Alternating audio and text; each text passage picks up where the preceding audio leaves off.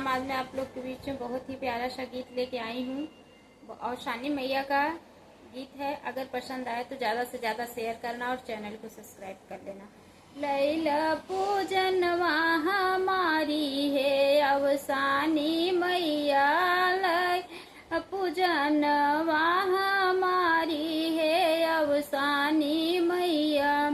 बुध के दिन माई नेवता भेजाए, बेहफई करे उरा दुरिया है अवसानी मैया, बेहफई करे उदूरा दुरिया है अवसानी मैया।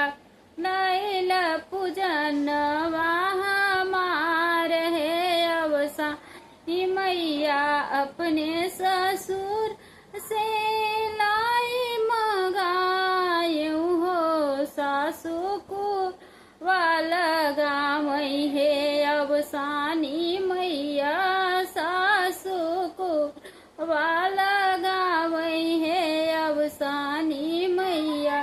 लैला पूजन हमारी है अवसानी मैया। जेठ जी हमारे पल्लव लाए हैं, जेठनी कलश भराई है अवसानी मैया, जेठनी कलश भराई है अवसानी मैया। लैला पूजन हमारी है अवसानी मैया।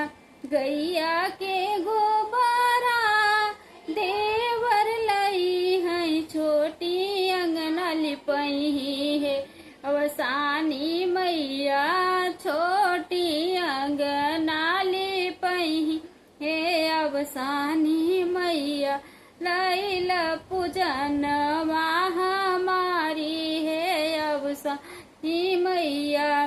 गौरिया उढ़ेला की बेटा बेटी लही, बेटा बेटी लही हो, बेटा बेटी लही, बहुअर से दूर टिकी है अवसानी मैया, बहुअर से दूर टिकी है अवसानी मैया।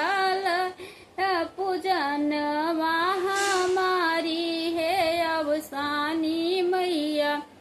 पियवा हम आर फूलवा जलही, फूल जलही, गंगा जलवा जलही, माई के आसन लगाम है अवसानी मैया, माई के आसन लगा है अवसानी मैया।